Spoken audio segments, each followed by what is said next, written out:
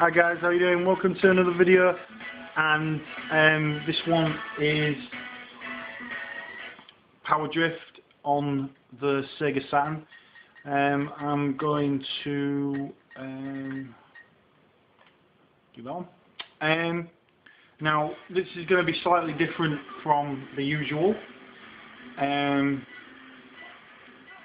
because I've done something a little bit crafty and a little bit sneaky with the game, which I'm showing to you now. Now, if you look really closely, you'll notice that I'm absolutely going crazy in terms of speed and things like that. And the reason I'm doing that is because, well, I'm being a bit crafty, to be honest with you. I've got the action replay running on my Sega Saturn, and I've stuck in a little cheat to max out the speed. So basically, it basically kills the game. Here's the best bit: I'm not even using the joypad, so I can just sit back and relax and chill out. So I figured I would do something a little bit different. Now. The reason that I'm doing it like this is because I think it's going to show the game off a little better. What I'm doing at the moment is I'm playing the Grand Prix mode. Well, I say playing. I'm just sat enjoying the view.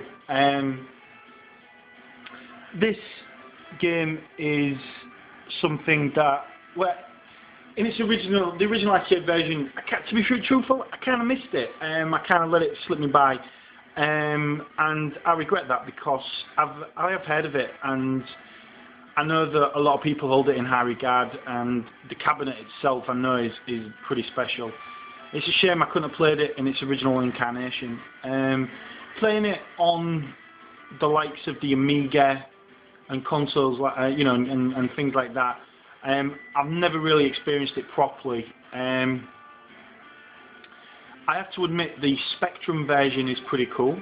It's not obviously arcade accurate at all, and the Commodore 64 version is worth noting as well. Quite playable, quite enjoyable.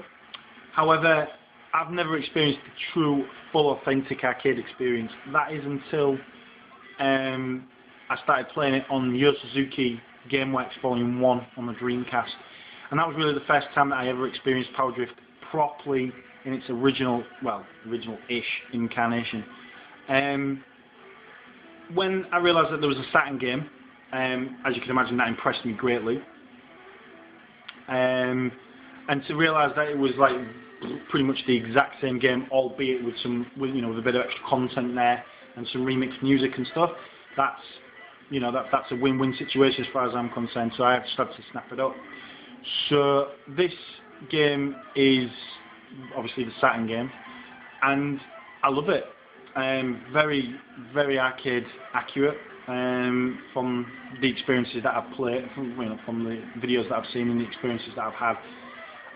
It's a shame I've not been able to play it in its original format. I really am gutted about that because I know a lot of people get a lot of kicks out, they really enjoyed playing it.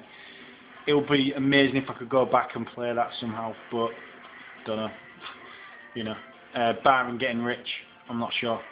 But as you can see, the graphics, the gameplay, and everything fantastic for a game that is basically like 20.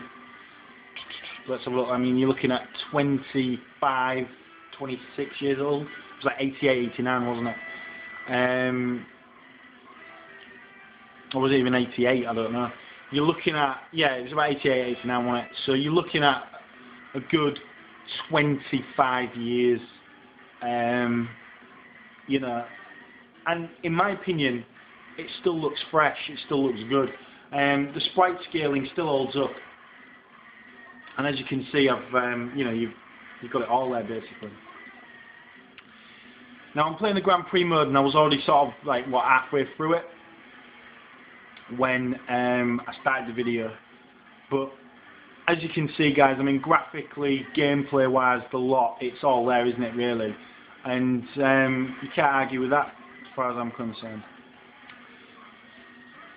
Now, I would say to anybody that owns a Saturn, I think even if you don't necessarily like racing games, it's worth picking this up. And the reason I say that is because it's not even that it's a racing game, it's just that it's a classic game, and it's a complete package basically. I mean, like the Wind Slow range, that's pretty cool.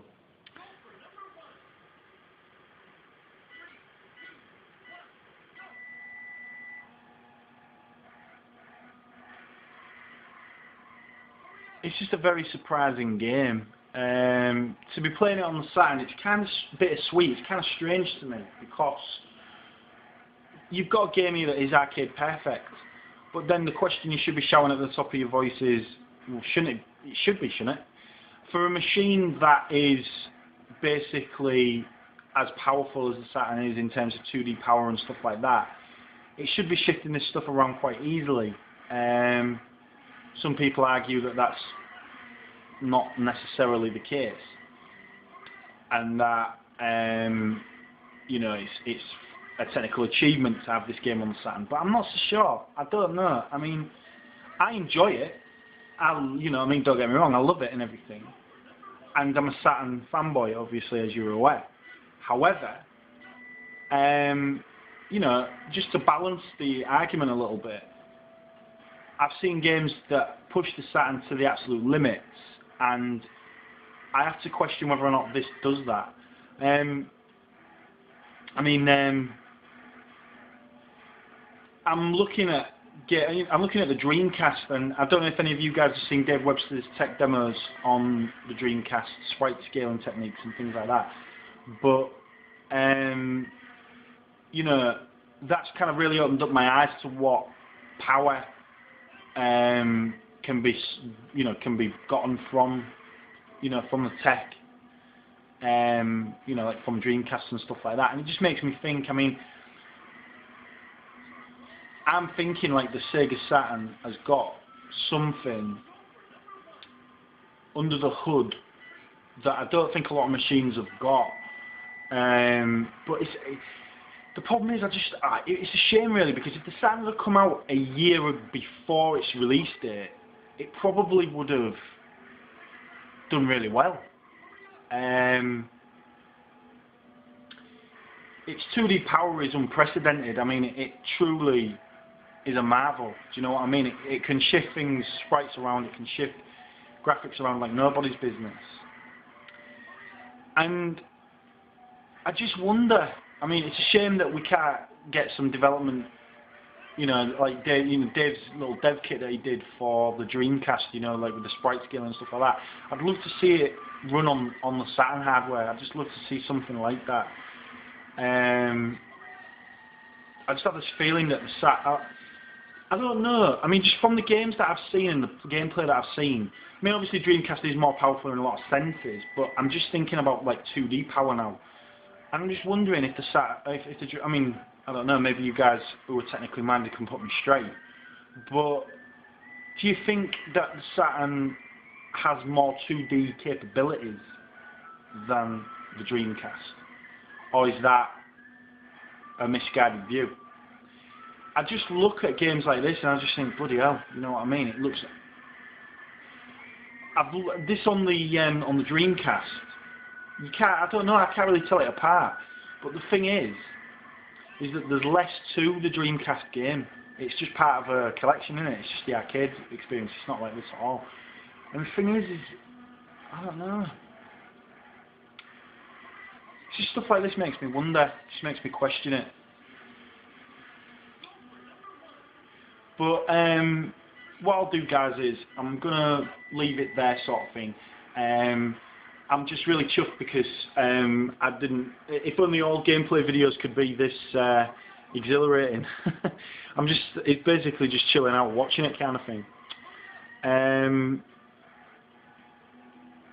If you are interested, guys, I mean, if you've got Power Drift and you're interested in what I've done here, I can send, I can put the information. I can send the information out to you there. It's just a little cheat on the action replay that basically just maxes out the speed, and it basically turns it into a tech demo in effect, and it just gives it a little bit of it just rattles along at a pretty smart pace, and it just gives a really impressive view of the game and of what the Saturn can do. It just makes me wonder about, you know, about the power of the Saturn. I think the untapped potential of it. But anyway, alright guys, I'm going to leave it there. Have a good one, and I'll see you on the next.